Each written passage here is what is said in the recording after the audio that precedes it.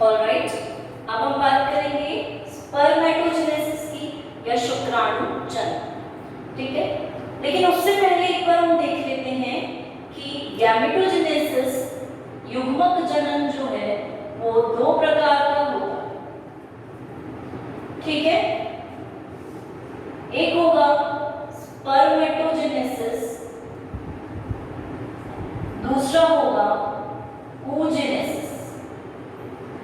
ठीक है, शुक्राणु जनन और अंडाणु जनन। स्पर्मेटोजेनेसिस में शुक्राणु का निर्माण हुआ, स्पर्म का निर्माण हुआ। oogenesis में ओवम का निर्माण। ठीक है, अब हम ये मान के चल रहे हैं कि ये जो है ये बनते कहाँ हैं, ये जो युग्मक हैं ये कहाँ बनते हैं गैमीट्स, तो हम बोलेंगे कि ये बनते हैं जनक के अंदर, गोनाड्स के अंदर। ठीक है, गोनाड्स जो होते हैं उन्हीं के अंदर इन क्रिया को देखा जाए। तो इनकी अगर हम बात करेंगे तो इनमें टेस्टिस जनक के रूप में उपस्थित रहती हैं और वहां पर शुक्राणु का निर्माण होता है, उसके अंदर शुक्राणु उपस्थित है। वहीं हम यहाँ बात करेंगे तो ओवरी जो होती है, अंडाशय जो होता है वो यहाँ उपस्थित होता है, इसके अंदर अंडाणु का निर्माण। ठीक है, वृषण और अंडाणु ये दोनों जनक हैं मेल और फीमेल के, नर और मादा के, और वहां पर इन दोनों युग्मकों का निर्माण। एक और चीज जो हम देखते हैं कि प्रिमोडियल जर्म कोशिकाएं, प्रिमोडियल जर्म कोशिकाएं या जनन कोशिकाएं जो होती हैं, जर्म सेल्स जो होते हैं, इनसे ही गैमीट्स बनते हैं, इनसे ही युग्मक बनते हैं, चाहे वो मेल युग्मक हो चाहे वो फीमेल गैमीट हो। क्योंकि दोनों का निर्माण, दोनों का फॉर्मेशन इन्हीं से होता है, जिन्हें हम बोलते हैं प्रिमोडियल जनन कोशिकाएं या प्रिमोडियल जर्म सेल्स। ठीक है, और ये दोनों के अंदर उपस्थित रहती है, ओवरी के अंदर भी और टेस्टिस के अंदर, दोनों के अंदर इनकी उपस्थिति देखी जाती है। ठीक है, तो हम आ जाते हैं स्पर्मेटोजेनेसिस।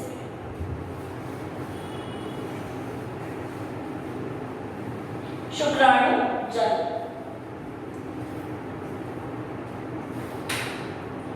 जब हम बात करते हैं शुक्राणु जनन की तो हम बोल रहे हैं कि वो किसके अंदर रही है, जनक के अंदर, जो कि टेस्टिस है।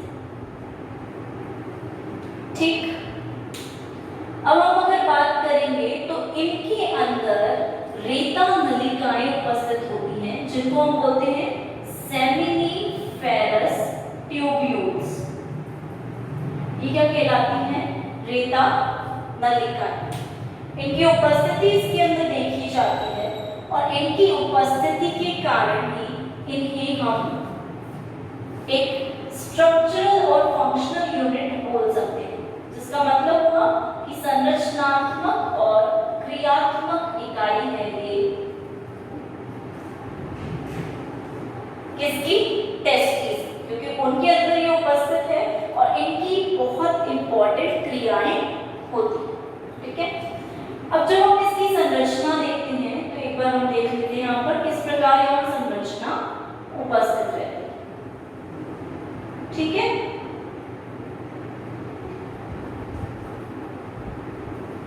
पूरी संरचना नहीं बना रहे हम, एक क्रॉस सेक्शन काट कर हम देख रहे हैं।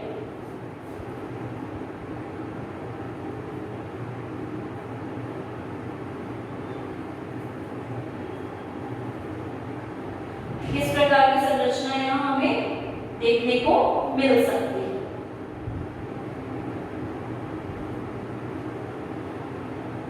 ठीक, बाहर की लेयर को हम बोल सकते हैं सीरोसा। ये जो है इसको हम बोलेंगे जर्मिनल एपिथेलियम, जनन उपकला। ठीक है, जनन उपकला इसे बोलते। अब इसके अंदर हम देखेंगे यहाँ पर प्रिमोडियल जनन कोशिकाएं उपस्थित है। ठीक, तो हम बोलेंगे प्राइमोर्डियल जनन कोशिकाएं या प्रिमोर्डियल जर्म सेल्स यहाँ उपस्थित है। ठीक है, इसके बाद इनसे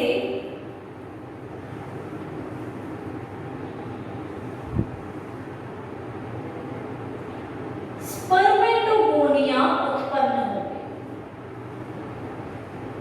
ठीक, तो यहां से स्पर्मेटोगोनिया का निर्माण हो रहा है और उनसे हम देखेंगे बाद में और विभेदन होकर क्या बन रहे हैं, प्राइमरी प्राथमिक स्पर्मेटोसाइट। ठीक, प्राइमरी या प्राथमिक स्पर्मेटोसाइट का निर्माण हो रहा है और उसके बाद द्वितीयक स्पर्मेटोसाइट्स बनेंगे, सेकेंडरी स्पर्मेटोसाइट बन रहे हैं। ठीक, अब इनसे स्पर्मेटिड का निर्माण हो रहा है, इनको हम बोलेंगे स्पर्मेटिड बन रहे हैं। ठीक, और इन स्पर्मेटिड से बनेंगे शुक्राणु या स्पर्म। इस प्रकार से उपस्थित है, तो इन्हें हम बोल देंगे शुक्राणु या स्पर्म, या एक और इसका नाम जो होता है स्पर्म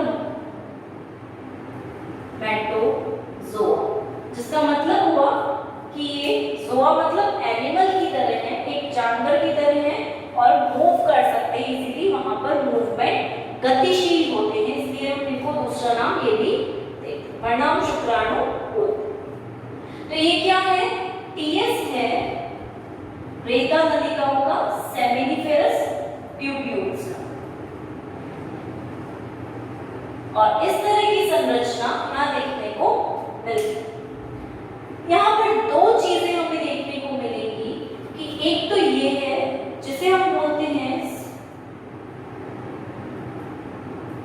सर्टोली कोशिका या सर्टोली सेल, और दूसरी चीज हम देखेंगे कि बीच बीच में कहीं इंटरस्टिशियल सेल्स या लीडिक कोशिकाएं उपस्थित रहेंगी। ठीक है, लीडिक कोशिकाओं की उपस्थिति देखी जाएगी। ठीक है, इसको हम दूसरा नाम ये भी देते हैं इंटरस्टिशियल कोशिका। ठीक है, क्योंकि ये अंतराली कोशिकाएं हैं, वहां पर हम देखेंगे संयोजी ऊतक उपस्थित है, ब्लड वेसल्स होती रक्त वाहिनियां वो भी वहां पर उपस्थित रहती है, और इन्हीं के साथ यहाँ पर लीडिक कोशिकाएं भी उपस्थित है। ठीक है, ये पूरा फॉर्मेशन हो रहा है, पूरा निर्माण हो रहा है, अलग अलग ये अवस्थाएं हैं स्पर्म के निर्माण की, शुक्राणु के निर्माण की, और शुक्राणु के जो सेल होते हैं वो सर्टोली कोशिकाओं में घुसे हुए रहते, धसे हुए रहते, एम्बेडेड रहते। ठीक, सर्टोली कोशिकाओं की अगर हम बात करें तो बीच में व्यवस्थित रहती है, बीच बीच में, और ये कॉलमनर प्रकार की होती है। इनकी जो संरचना है गोल नहीं है, सर्कुलर नहीं है, कॉलम नुमा होती है, तो कॉलमनर कोशिकाओं की बनी हुई होती है। ठीक है, स्तंभाकारी होती है। इन दोनों का बहुत बड़ा रोल यहाँ देखा जाता है कि जो सर्टोली कोशिकाएं हैं वो तो क्या कर रही हैं, पोषण प्रदान कर रही हैं, जिससे कि शुक्राणु का निर्माण हो सके, स्पर्म्स फॉर्म हो सके, इसलिए इसके अंदर धसे हुए हैं, क्योंकि यहाँ से ये पोषण ले रहे हैं, न्यूट्रिशन ले रहे हैं। वहीं जो लीडिक कोशिकाएं हैं ये क्या करेंगी, मेल हार्मोन्स, नर हार्मोन जो होंगे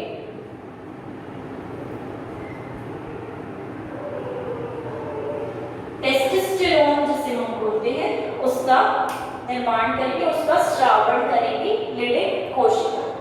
ठीक है, तो ये दोनों बहुत इंपॉर्टेंस रखती हैं। सर्टोली सेल्स पोषण प्रदान करेंगी और लीडिक कोशिकाएं जो हैं वो हार्मोन का स्रावण करती हैं, टेस्टोस्टेरोन को सिक्रीट करती हैं। तो इस प्रकार से यहाँ पर संरचना हमें देखने को मिलती है। ये दोनों चीजें ध्यान रखना इंपॉर्टेंट है।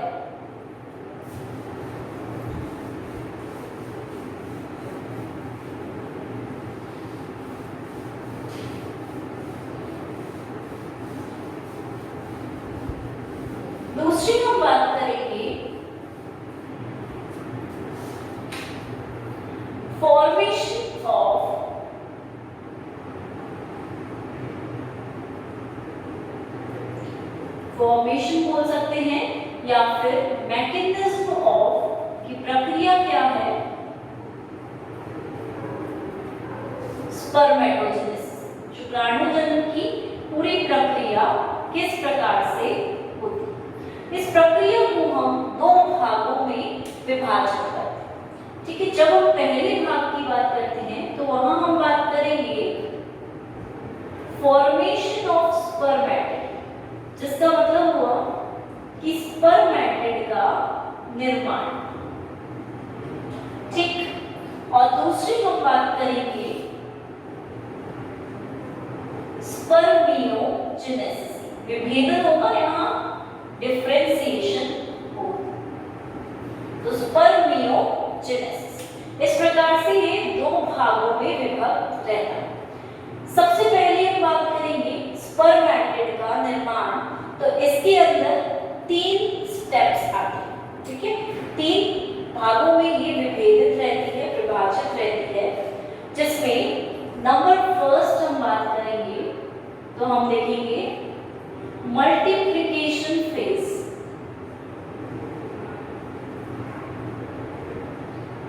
जिसे हम गुणन अवस्था भी बोल सकते हैं। ठीक है, इससे पहले हम एक डायग्राम देख लेते हैं कि किस प्रकार से यहाँ चीजें होती हैं।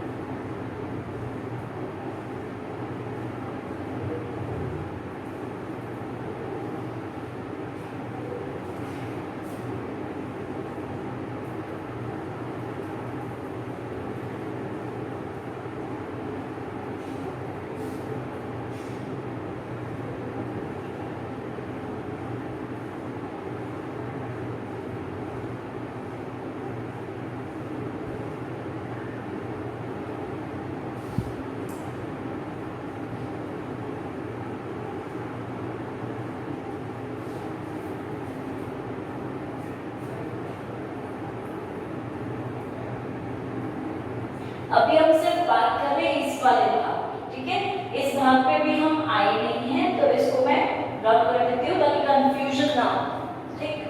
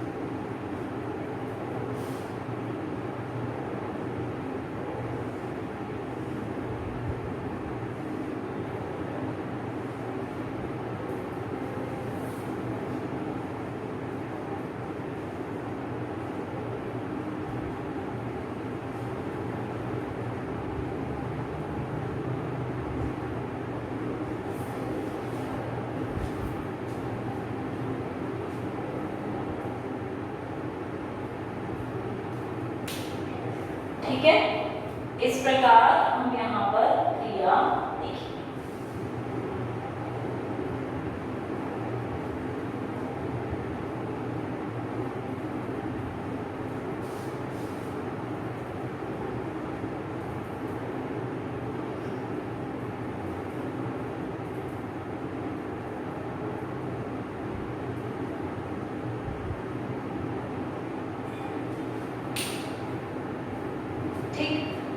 इन 3 अवस्थाओं में हम देखेंगे। तो जब हम सबसे पहले बात करते हैं गुणन अवस्था की, तो यहाँ हम क्या देखेंगे, प्रिमोर्डियल जनन कोशिकाएं उपस्थित रहती हैं। ठीक है, प्रिमोर्डियल जर्म सेल्स जो होते हैं वो यहाँ पर उपस्थित रहते हैं और इनसे स्पर्मेटोगोनिया का निर्माण होता है।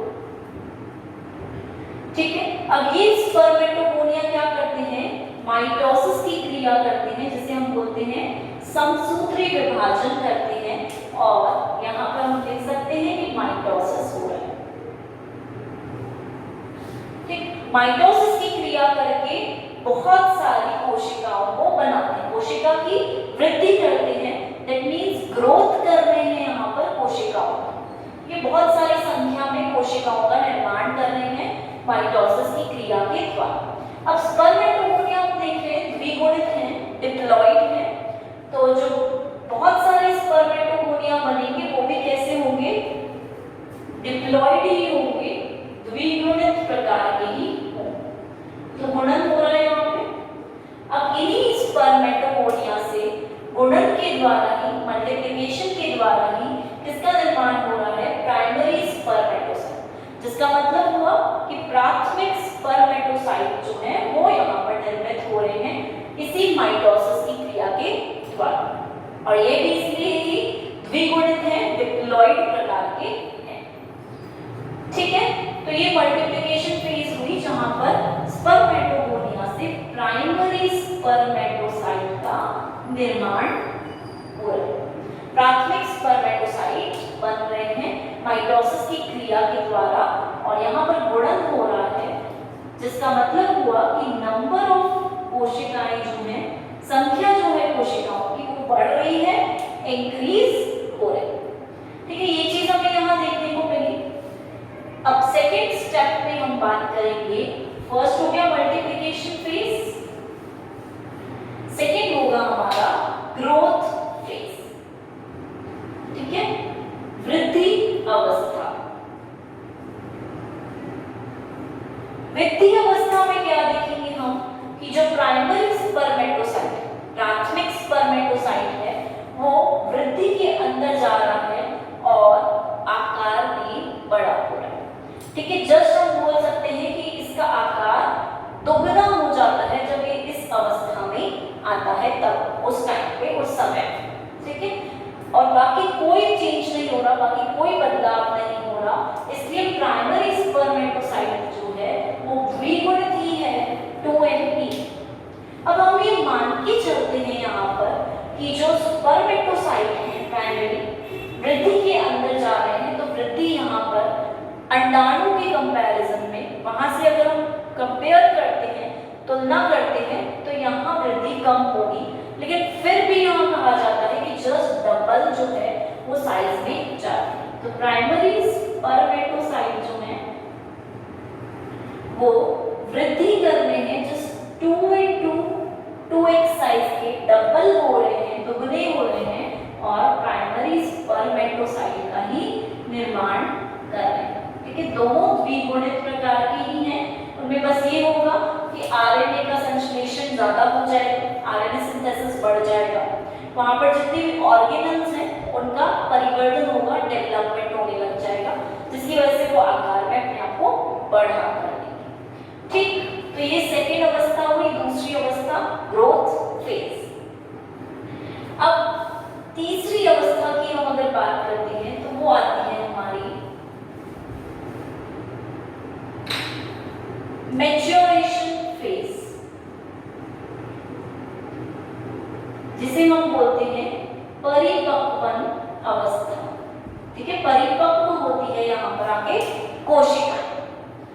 और ग्रोथ फेज क्यों होती है, ये वृद्धि अवस्था क्यों होती है, ये अपने आप को यहाँ पर प्रिपेयर कर रहे हैं ताकि ये परिपक्वन में जा सके, परिपक्व हो सके, मैच्योर हो सके। अब यहाँ पर मैच्योरेशन फेज में दो प्रकार की क्रियाएं होंगी, एक होगा फर्स्ट मियोसिस, एक होगा सेकेंड मियोसिस। ठीक, परिपक्वन हो रहा है तो मियोसिस की क्रिया वहां पर होगी, अर्धसूत्री विभाजन जो होगा वहां पर देखा जाएगा। हमने देखा प्राइमरी जो स्पर्मेटोसाइट है, प्राथमिक स्पर्मेटोसाइट जो है वो आगे बढ़कर कहां जा रहा है, द्वितीयक स्पर्मेटोसाइट में बदल रहा है। ठीक, और क्रिया कौन सी हो रही है, अर्धसूत्री विभाजन प्रथम। ठीक है, मियोसिस फर्स्ट अर्धसूत्री विभाजन प्रथम प्रकार का हुआ है, जिसके कारण द्वितीयक स्पर्मेटोसाइट का निर्माण हुआ है, सेकेंडरी स्पर्मेटोसाइट बनी है और ये अगुणित प्रकार की है। यहाँ पर गुणसूत्र का नंबर जस्ट आधा हो जाता है, हाफ नंबर ऑफ क्रोमोसोम्स उपस्थित है। ठीक, और दूसरी अवस्था होगी मियोसिस सेकेंड, जो कि द्वितीयक स्पर्मेटोसाइट को स्पर्मेटिड में परिवर्तित कर रही है। ठीक, क्या कर रही है ये? इसको स्पर्मेटिड में परिवर्तित कर रही है। ये भी कैसा होगा? अगुणित प्रकार का, हैप्लॉइड टाइप का उपस्थित होगा। ठीक है, तो ये मैच्योरेशन में, परिपक्वन में दो अवस्थाएं हैं, जिसमें इसका भी निर्माण हो रहा है और स्पर्मेटिड भी फॉर्म हो रहा है। ठीक है, ये दोनों बन रहे हैं। अब हम बात करते हैं अगर स्पर्मेटिड की, तो स्पर्मेटिड कैसा है? सर्कुलर संरचना है इसकी, ठीक है, और इनएक्टिव, जिसका मतलब हुआ कि वृत्ताकार है और सक्रिय अवस्था में नहीं, क्योंकि ये अगुणित हो चुका है, हैप्लॉइड हो चुका है, फिर भी ये अक्रिय है, अभी ये मूव नहीं कर सकता, चल नहीं सकता, गमन नहीं कर सकता। ठीक है, इसलिए वृत्ताकार और इनएक्टिव है और पूंछ रहित है, टेल लेस है। यहाँ पर अभी टेल उपस्थित ही नहीं है। तो इस प्रकार से तीन स्टेप्स में हम इसे पढ़ते हैं। पहली गुणन, दूसरी वृद्धि, तीसरी मैच्योरेशन फेज। और हम यहाँ देखेंगे कि स्पर्मेटिड के, जैसे हमने बोला कि ये स्पर्मेटिड है हमारे पास, ठीक, उसी के नीचे आप लोग बना लीजिएगा। तो यहाँ से हर स्पर्मेटिड से स्पर्म का निर्माण होगा। ठीक है, इस क्रिया को हम बोलते हैं डिफरेंशिएशन, विभेदन हो रहा है। ठीक है, और इसी को हमने दूसरा पार्ट का नाम दिया था कि स्पर्मियोजेनेसिस की क्रिया हो रही है, जिसको हम अभी थोड़ी देर में पढ़ेंगे। स्पर्मियोजेनेसिस किस प्रकार से होता है। ठीक, तो ये चीज तो हमारे पास पार्ट फर्स्ट जो है वो तो हमें क्लियर है। इसके नीचे आप बना लीजिएगा इस चीज को। ये चीज क्लियर है कि first formation of spermatid, spermatid के निर्माण में तीन क्रियाएं हो रही हैं, गुणन, वृद्धि और मैच्योरेशन। और इस प्रकार डायग्राम के थ्रू बहुत इजीली हम शो कर सकते हैं इस चीज को। ठीक है, ये है हमारे शुक्राणु जो कि बन चुके हैं, और ये इनका कैसे होंगे? एन होंगे, अगुणित प्रकार के। अब एक चीज जो हमें देखने लायक है वो ये है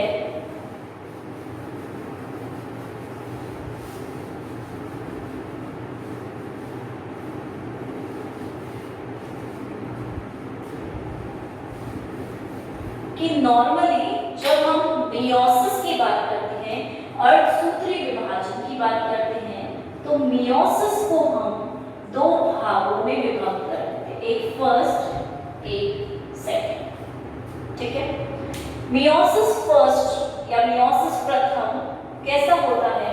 अर्धसूत्री प्रकार का होता है, जिसके अंदर 2n से, डिप्लॉइड से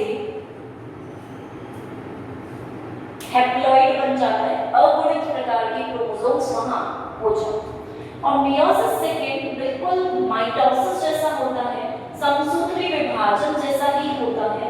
इसलिए यहाँ पर अगर n है, अगुणित है, तो अगुणित ही रहेंगे, हाफ n नहीं होंगे। ठीक है, ऐसा नहीं है कि इसके भी आधे होते हैं, जैसे जितने क्रोमोसोम्स हैं वैसे के वैसे क्रोमोसोम रहेंगे। इसीलिए इसको नाम दिया गया है समसूत्री विभाजन जैसा है।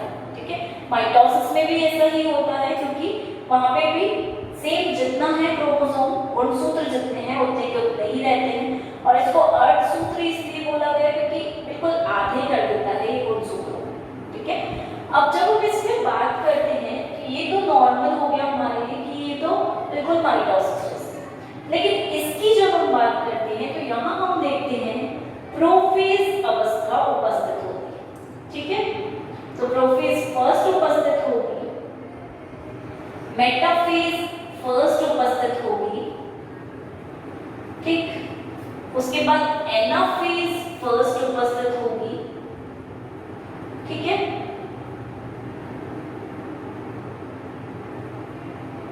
और हम बात करेंगे टीलोफेज फर्स्ट उपस्थित, ठीक है। ये चार अवस्थाएं वैसी की वैसी उपस्थित रहेंगी। और मियोसिस सेकेंड में भी क्या होगा, यहाँ पर भी प्रोफेज सेकेंड, मेटाफेज सेकेंड, दूसरी एनाफेज सेकेंड और टीलोफेज सेकेंड जो है उपस्थित। तो यहाँ कुछ डिफरेंट होता होगा, तभी यहाँ बिल्कुल अर्धसूत्री विभाजन हो रहा है, गुणसूत्र कम हो रहा है। तो इसके पीछे क्या रीजन है, ये प्रोफेज फर्स्ट, ये यहाँ पर बहुत लंबी होती है और 5 अवस्थाओं में डिवाइड रहती है। जैसे अगर हम 5 अवस्थाओं का नाम देंगे तो वो है लैक्टोटीन, जाइगोटीन,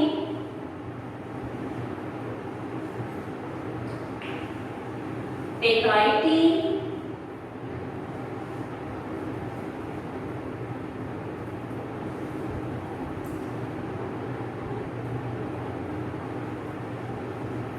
डिप्लोसिस और डाइकाइनेसिस, ठीक है। इस प्रकार से 5 अवस्थाएं यहाँ उपस्थित रहती हैं। जब हम लैक्टोटीन की बात करते हैं तो लैक्टोटीन में क्या होती है संरचनाएं, धागेनुमा संरचनाएं होती है, बिल्कुल थ्रेड लाइक संरचनाएं क्रोमोसोम की उपस्थित रहती है।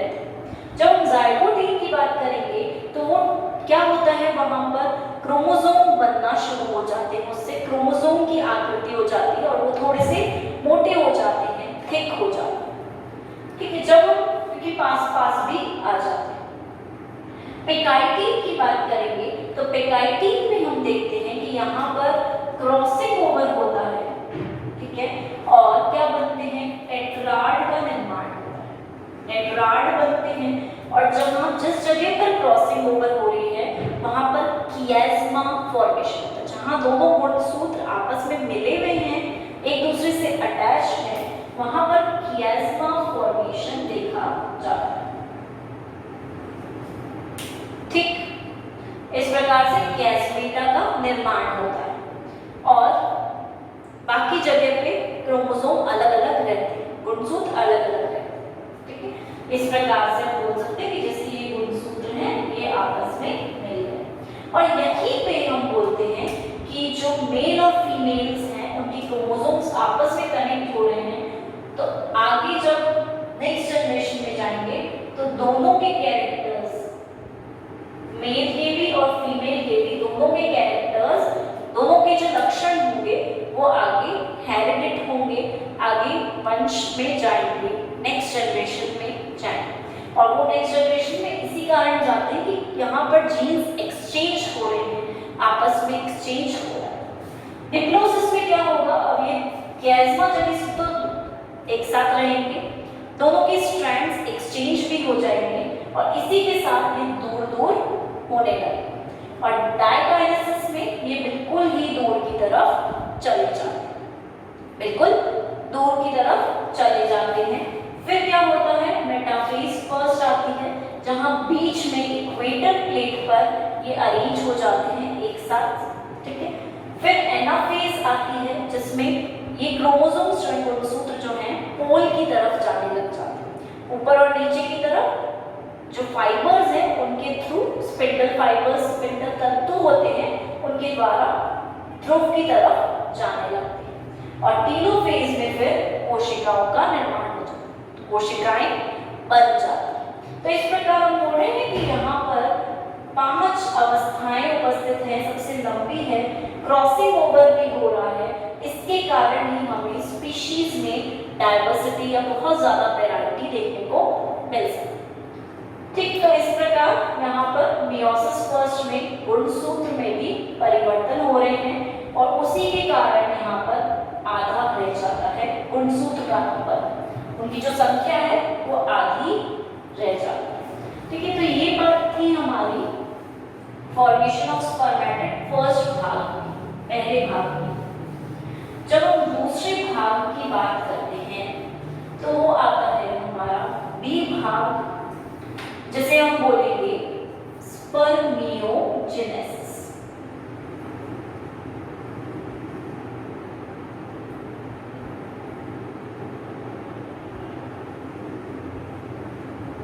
ठीक, जहां पर क्या हो रहा है, विभेदन हो रहा है, डिफरेंशिएशन। ठीक, इसमें सबसे पहले हम बात करेंगे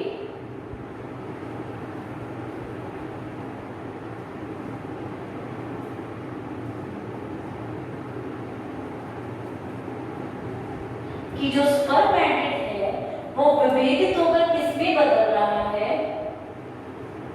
स्पर्म में बदल रहा है। ठीक है, और स्पर्म की अगर हम बात करते हैं तो ये जो शुक्राणु होता है ये 3 भागों में विभेदित है। जैसे हम बोलेंगे हेड भाग, सिर वाला भाग, मिडिल पीस, मध्य भाग, और तीसरा भाग हमारा रहता है जो कि होता है टेल, पूंछ वाला भाग। तो इस प्रकार से हेड, मध्य भाग और टेल, हेड, मिडिल पीस और टेल में ये विभेदित हो जाता है।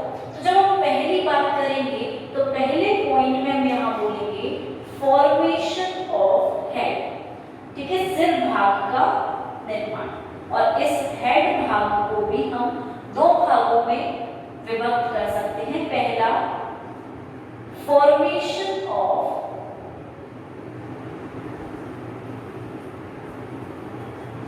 न्यूक्लियस, या न्यूक्लियस में किस प्रकार के बदलाव हो रहे, चेंजेस होते। ठीक, क्योंकि हेड भाग को हम 2 भागों में डिवाइड करते हैं, एक होता है एक्रोसोम भाग और एक होता है न्यूक्लियस भाग। ठीक है, तो फॉर्मेशन ऑफ हेड आया पहले इसमें पार्ट, और इसको भी हमने विभक्त किया तो हमने बोला कि न्यूक्लियस में किस प्रकार से चेंजेस हो रहे हैं या किस प्रकार न्यूक्लियस बन। तो ये वाली क्रिया 2 स्टेप्स में होती है। एक तो हम बोलेंगे कि जो न्यूक्लियस है, जो केंद्रक है, वो किसमें था, स्पर्मेटिड में उपस्थित था, तो वो गोल आकार का तो स्पर्मेटिड था और केंद्रक भी गोल आकार का। ठीक है, तो एक तो हम बोलेंगे कि इसकी जो संरचना है, शेप है, वो सर्कुलर से कैसी हो जाएगी, ओवल प्रकार की हो जाएगी, थोड़ी संकुचित कॉन्स्ट्रिक्टेड प्रकार की हो जाएगी। और दूसरी हम बात करेंगे इसके अंदर जो संरचनाएं हैं, स्ट्रक्चर्स हैं, वो भी चेंज हो जाएंगे।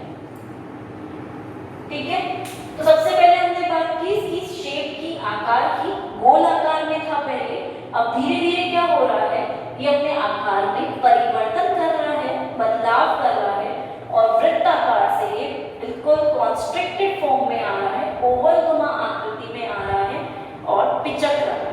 ठीक है, एक प्रकार से सिलेंडर बेलनाकार की आकृति दे रहा है ताकि वो क्या कर सके, आसानी से गमन कर सके, मूवमेंट कर सके। ठीक, इसलिए वहां पर इस प्रकार में चेंज हो रहा है, और हम बोलते हैं कि ये जो शेप है ये स्पीशीज स्पेसिफिक होती है, जिसका मतलब हर जाति की एक निश्चित संरचना हमें देखने को मिल सकती है। ठीक है, तो इस प्रकार हम बात करते हैं कि ये ओवल संरचना में स्पीशीज स्पेसिफिक होता है, जाति, अलग अलग जातियों में अलग अलग प्रकार से हम न्यूक्लियस को वहां पर देख सकते हैं। ठीक, नेक्स्ट हम बात करते हैं इसकी संरचनाओं में क्या बदलाव आता है। ठीक है, इनकी संरचनाएं भी हैं, उसमें क्या बदलाव आता है। तो सबसे पहले हम बात करेंगे कि इसका जो साइटोप्लाज्म है, साइटोप्लाज्म भाग है, या हम बोल सकते हैं उसके आसपास जो भी भाग उपस्थित है, वहां पर क्या देखेंगे हम, जल, वाटर जो है वो बाहर की तरफ निकाल दिया जाएगा, उसे संकुचित कर दिया जाएगा, कॉन्ट्रैक्ट कर दिया जाएगा। ठीक है, बिल्कुल, ताकि वो पिचक जाए, कॉन्ट्रैक्ट हो जाए।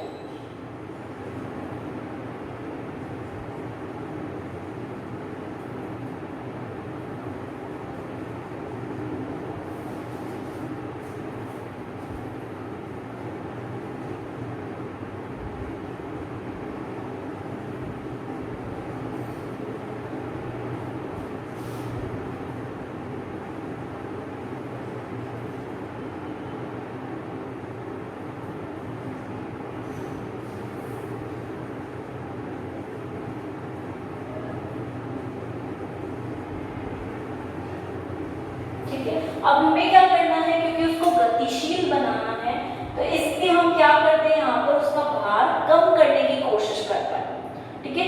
विभेदन के अंदर, विभेदन क्रिया के अंदर उसके भार को कम करने की कोशिश करता है, और इसलिए वहां पर हम देखते हैं कि न्यूक्लियस में जो आरएनए उपस्थित होता है, जल उपस्थित होता है, न्यूक्लियोप्लाज्म उपस्थित होता है, और जो केंद्रिका न्यूक्लियोलस उपस्थित होती है, इन सबको बाहर की तरफ भेजा जाता है, बाहर की तरफ इनको भेजा जाता है, बाहर एग्जिट करवाया जाता है, क्योंकि अगर ये बाहर चले जाएंगे तो क्या होगा, उसका भार कम हो जाएगा, वेट कम हो जाएगा, और वो इजीली गमन कर पाता है, मूवमेंट कर पाता है। इसीलिए सब वहां पर जो हिस्टोन प्रोटीन्स उपस्थित होते हैं, उनमें भी हम क्या देखते हैं कि जो प्रोटैमिन्स एंजाइम होते हैं, ठीक है, ये एक प्रकार के केमिकल्स हैं, ये हिस्टोन प्रोटीन को भी यहाँ से गायब कर देते हैं। तो बचता क्या है यहाँ पर, सिर्फ और सिर्फ गुणसूत्र और क्रोमोसोम्स ही यहाँ पर उपस्थित रह पाते हैं, और वो ही बताते हैं